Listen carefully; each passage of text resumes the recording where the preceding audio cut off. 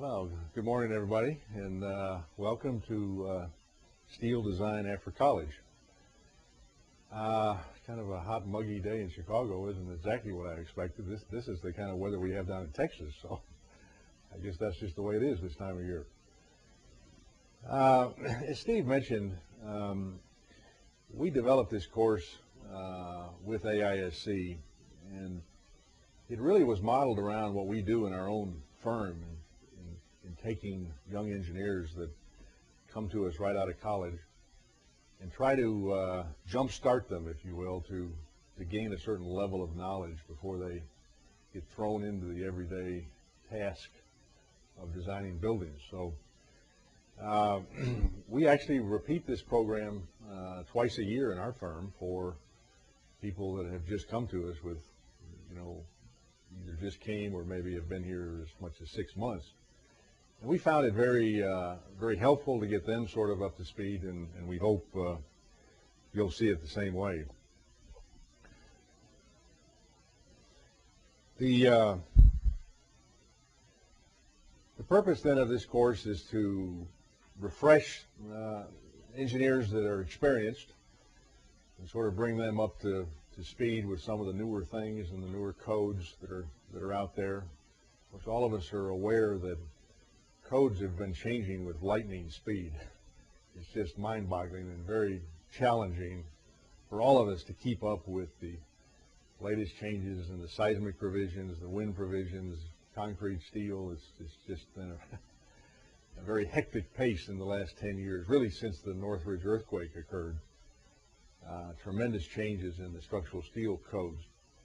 But I think as we sit here in 2006 with the latest 2005 specification now out, I think we're going to see a little bit of a tempering of this hectic pace of changing the codes.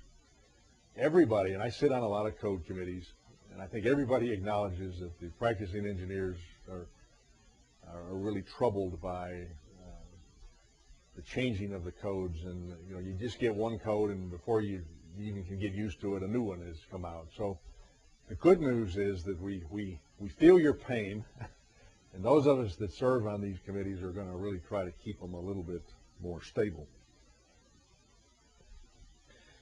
We have 7 sessions in this lecture today, and some of them we're going to go into quite a bit of detail. Some of them will just hit the surface, but what we have in store for you is the design of steel flexural members first, in about an hour-long presentation. This will focus mostly on non-composite design, like roof members. Then we have a second session on composite beam design, which will be another roughly 1-hour session. And in this one, we're not going to get into how you design a composite beam so much, because we know most people are using programs to do that. We're going to try to hit the practical side of that, and what are some of the problem areas that you can get into when you use composite construction. The third section is the lateral design of steel buildings.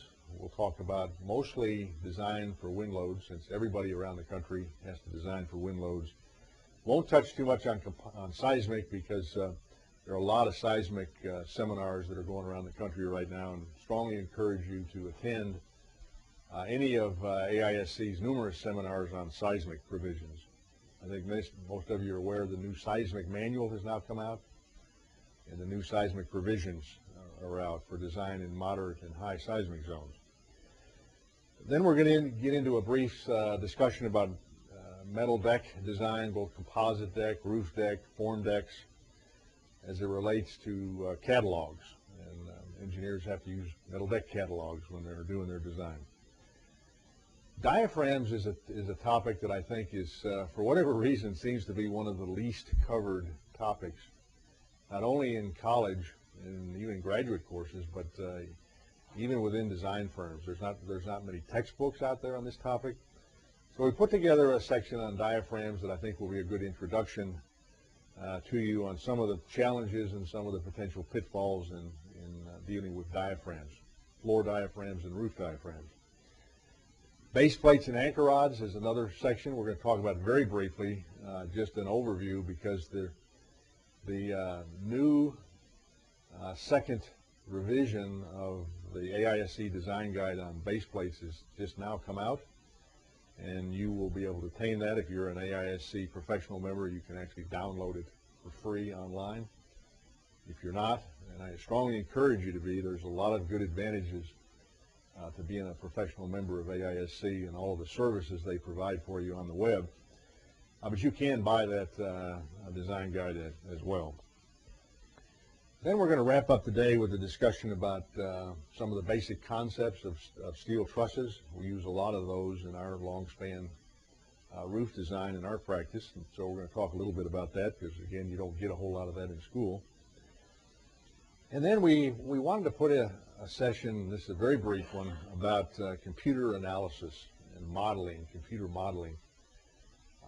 Those of us that are in a management role in our respective firms are coming a little bit concerned about the tremendous horsepower that's out there in computer programs and the penchant for these young engineers who really have grown up with a computer to just use every piece of software they can get their hands on. That's good news and bad news. The good news is it's put a tremendous amount of power for each of us at our desktops. The bad news is we tend to sometimes rely on it too much and let the computer do our thinking as opposed to doing it ourselves. So we put together a little program here to try to remind engineers the importance of checking the input data and looking at the output before they put all their information on the drawing. So that's the final session that we're going to get into today. These next 6 or 7 slides are just sort of an overview of what we're going to do in each one of the sections.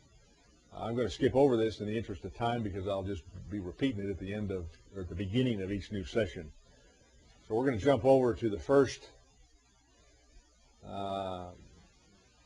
section here on non-composite. As I mentioned before I get into that, there are a tremendous amount of seminars being given around the country, not only the last few years, but in the coming years. AISC really does an outstanding job of trying to put together programs that are useful to practicing engineers. And to their credit, they don't just try to write these programs themselves. They reach out to the profession and grab people like myself and others that are in the trenches day in and day out designing buildings. And they usually tap those people as a resource to put these programs together with their staff.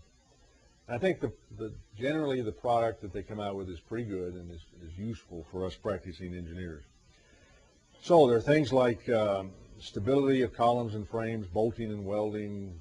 Many programs on the new seismic provisions are out there. Connection design. All of these topics, I encourage you to look at AISC's website and see what might be at a location near you. As Steve mentioned, we usually let you ask questions as we go. This time, though, we're going to ask you to kind of write down the slide number where you have a question, and then I'll open it up to questions at the end so that we can control our time, and particularly since this session is being taped.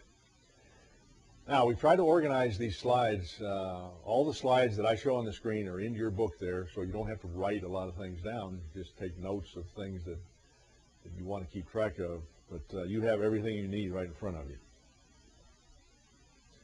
So we'll kick it off here with design of flexural members, non-composite. The scope of this session, we're going to talk about the limit states that go along with non-composite design. The strength limit states we're going to talk about include local buckling, lateral torsional buckling, and yielding. We're going to talk about all 3 of those.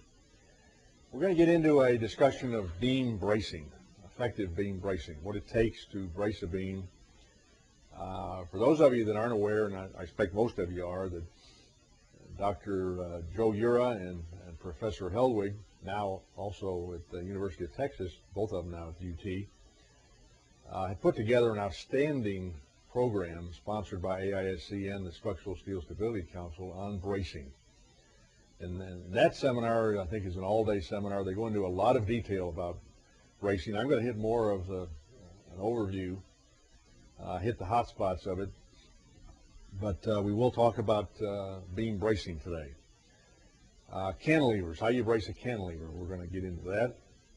And I think one of the most interesting parts of this seminar, this section, will be a discussion of the C sub B factor and what that is and how you as practicing engineers can use it. You know, it's a little bit unfortunate. I think the manual sometimes encourages, for simplicity, that the structural engineers always take C sub B is equal to 1.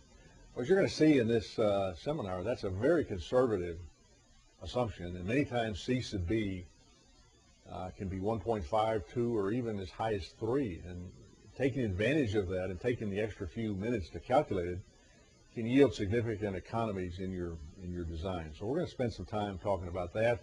We're going to talk about the C sub B equation that's in the specification. Then we're going to talk about a couple of other equations that Dr. Ura developed that are very appropriate and have very practical application. They're not in the specification yet, but they've been developed through research, and I think they're certainly what I would call topics that are out there in the literature that we can tap into. And there are some examples that are enclosed on this topic. We probably won't go through all the examples, but they're there for you to go through when you get back to the office. So, design of structural steel flexural members, non-composite. I think most of you know that the AISC specification is set up around 2 limit states, a strength limit state and a serviceability limit state. I'm not going to talk too much about serviceability limit states in this particular session, but we are going to dwell a little bit on the strength limit states. And as I mentioned, we're going to talk about local buckling, both flange local buckling and web local buckling. We're going to talk about lateral torsional buckling and what happens if you have long unbraced lengths with your flexural members and how you deal with that. We're going to talk about yielding. And as I mentioned, inherent in this topic is the C sub B factor, and we're going to get into that. The serviceability limit states that you as designers have to consider on this topic are deflection and vibration. I think most of you are aware that in steel structures with higher strength steels and thinner concrete slabs and higher strength concrete, things are getting thinner and lighter than they used to be. So serviceability becomes more of an issue than it used to, and a lot of designers take the approach, well, I probably should design for serviceability, that is deflection and drift, first, and then check it for strength. It's not a bad rule, actually, to think about. I want to remind you that AISC has a second revision to the Design Guide 3, authored by Jim Fisher and Mike West, and I happen to be a contributor to that. I think it's a very good design guide on serviceability for steel building structures. So if you don't have that, I think you probably should get it. It's a good reference for all kinds of serviceability issues that come up in steel building design. So let's dive into the topic of the limit state of local buckling. Local buckling is one of those things that we don't have to worry about, fortunately, too much, unless we do slender sections or built-up sections. But I think it's always important for an engineer to have an understanding of this topic, to recognize those situations where local buckling is a player and a phenomenon that you need to consider. The AISC specification identifies the parameter lambda as the slenderness parameter that they talk about and identify within the chapter B of the specification. There's lambda sub p, the limiting slenderness parameter for compact elements, and lambda sub r, the limiting slenderness parameter for non-compact elements. Now, we're going to get into what is lambda here in a minute, but for now, just think of it as a slenderness parameter. If the value of that parameter is less than lambda sub p, then the section is capable of developing a fully plastic stress distribution. That is, it can form a hinge or reach its full capacity. If, however, lambda is greater than lambda sub p but less than lambda sub r, the section may not be able to develop its full plastic capacity, but it should be able to develop its initial yield stress. And generally, you'll get buckling before the fully plastic stress distribution can be achieved. So that's what happens when lambda is greater than the lambda sub p but less than lambda sub r. In those rare situations where that slenderness parameter lambda is greater than lambda sub r, then we have what we call slender compression elements. And usually in normal building design, we don't get into that area. There are cases, however, like when you're doing designing with light gauge metal, for instance, where you very frequently get into very slender sections, and that's where this slender compression element becomes more important. But for most wide flange shapes, you don't have to worry about getting into that particular zone, fortunately, because it's very complicated if you do. Local buckling applies to both major and minor axis bending. I refer you to Table B 4.1 of the new 2005 specification, where they have limiting slenderness parameters and values for different situations.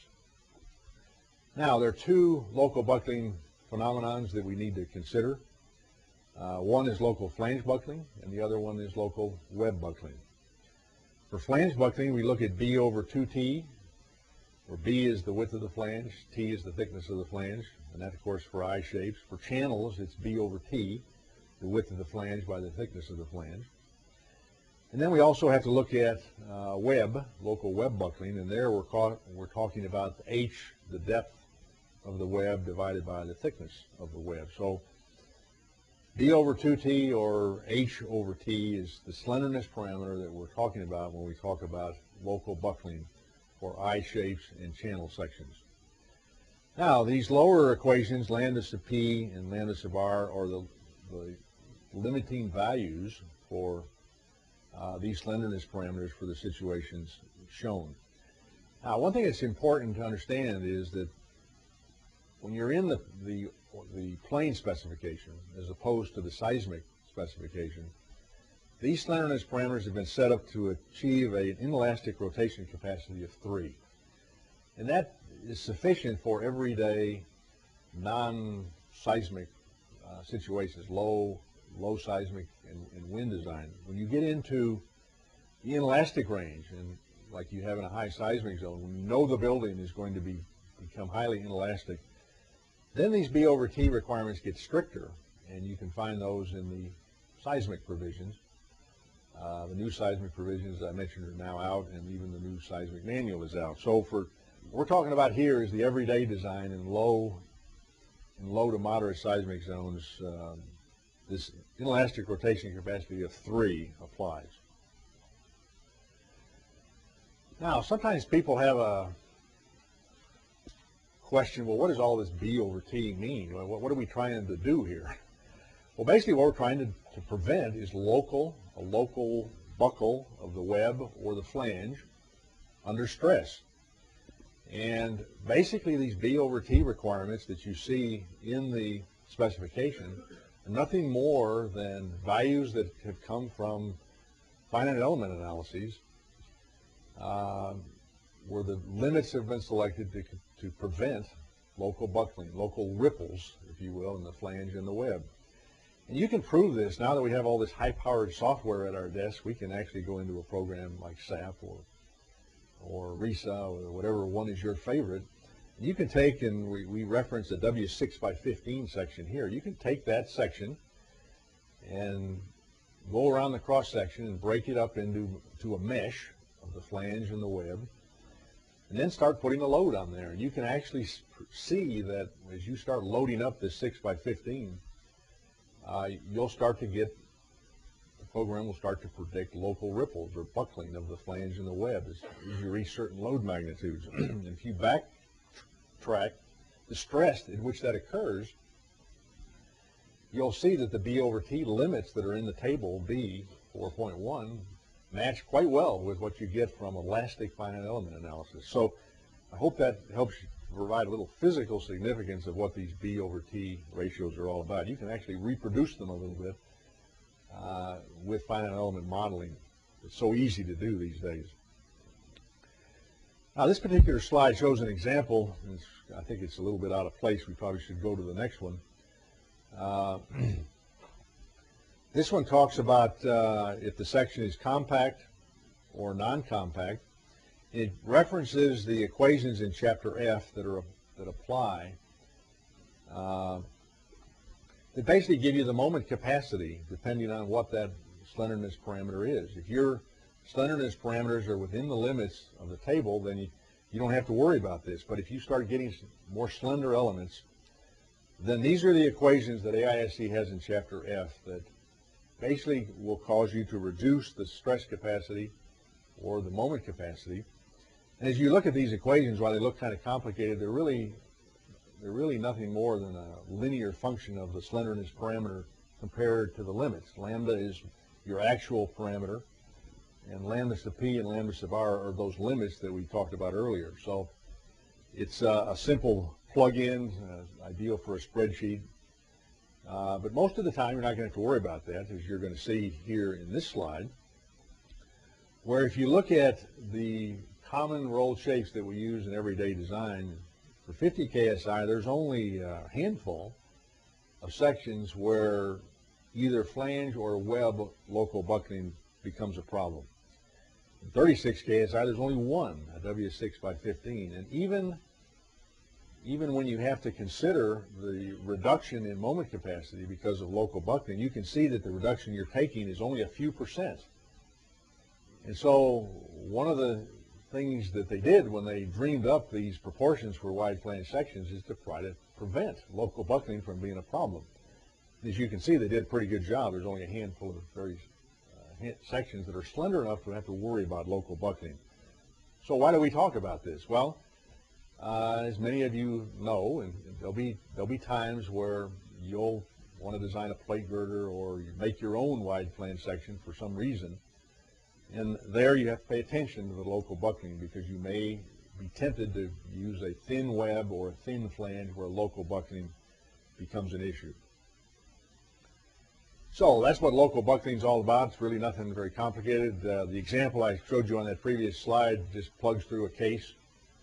The good news is you don't have to worry about that very much, but now you know what it's all about if you didn't before. Let me move on now and talk about lateral torsional buckling. This perhaps is one that you will run into more often in your everyday design. The moment capacity Cm of a section, as it relates to lateral torsional buckling, you'll see that it's a function of a lot of the various section properties of the wide flange or the channel section. Things like Z and R and X and S and G and J and A. Those are all just nothing more than tabulated properties of the wide flange section that you can get right out of the manual. And lateral torsional buckling is a function of a lot of those just properties of the cross section. But in addition, the major player is the unbraced length. If your beam is braced continuously by a slab, which is commonly the case, or by a roof deck, then lateral torsional buckling isn't going to occur, and you can generally develop the full plastic capacity of that section if you were to load it up to its full factored load level. But in many cases, there will be openings in the floor. For whatever reason, you may have longer unbraced lengths than what you can afford to have in reaching the full plastic capacity. So that's what lateral torsional buckling is all about. When is your unbraced length long enough where you have to take a reduction because of unbraced length? Now, a couple of parameters here, L sub P and L sub R. L sub P is the limiting value of the unbraced length for the full plastic bending capacity to occur. If your unbraced length is less than or equal to L sub P, you can generally develop the full plastic capacity. If, however, you get up into L sub R, you're going to see that L sub R is the limiting unbraced length that divides elastic from inelastic lateral torsional buckling. And we're going to show you that graphically in a second here, and I think that's probably the easiest way to understand it. Another parameter is the yield strength. The yield strength is a player really only in the first two zones of inelastic lateral torsional buckling that I'm going to show you graphically in a second. The other player is the modulus of elasticity E.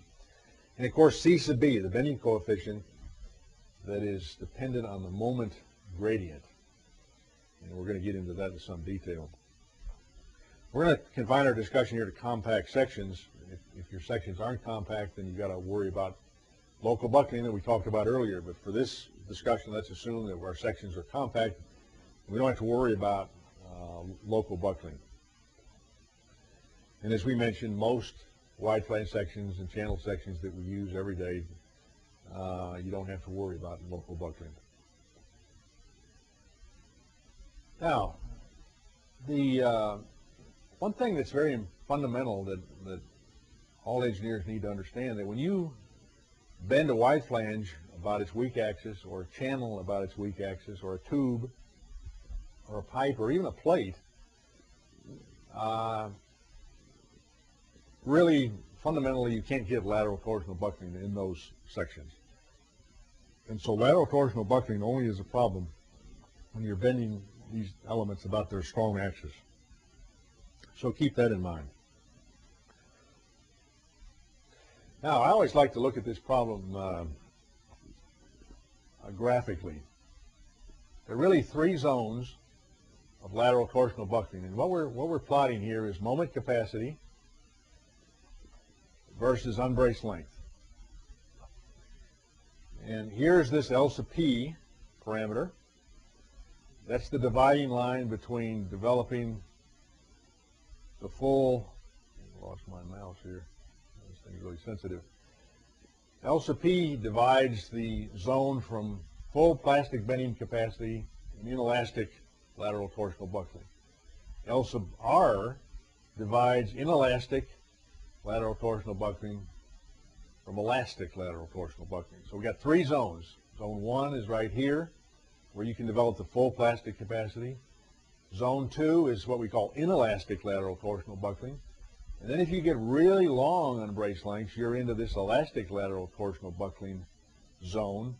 And AISC has flexural capacities for each one of those three zones that we're going to talk about. I think it's good to get a sense of this graphically. Now, we need to talk about, well, what is the unbraced length of the section? And sometimes engineers struggle with, well, is this a brace point or isn't it a brace point? And so what we're going to talk about now is what constitutes a brace point. L sub B, the unbraced length, is the distance between points which are either braced against lateral displacement of the compression flange, or, emphasize the or, braced against twist of the cross-section.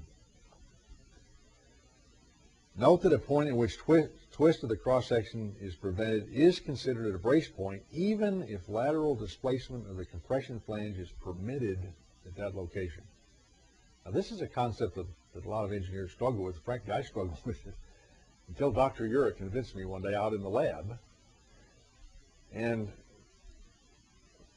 good example of this, if you were to take two parallel wide flange beams, no top slab at all, just spanning 30 feet from one support to the other, no bracing at the top compression flange, and we're going to take a simple beam here, two parallel simple beams, and all we're going to do is we're going to lace these two beams together. Let's say they're 3 feet apart. We're going to lace them together with X bracing every 3 feet.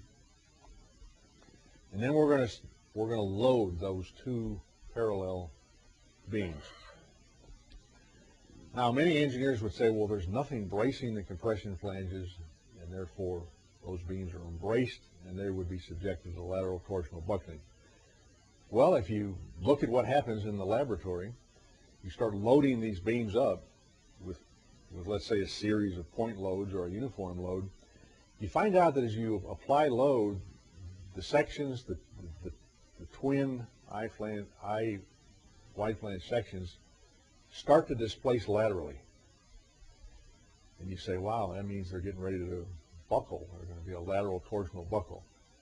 Well, oddly enough, you continue applying load and they'll kick out a little bit, but because the cross sections are prevented from twisting, you can actually develop a full plastic capacity at the center span of those beams. And if you look at the beam in the laboratory, you might see a little bit of a curve, and the thing has moved laterally, but because the cross sections haven't twisted, they have not lateral torsionally buckled, and you are able to develop the full capacity.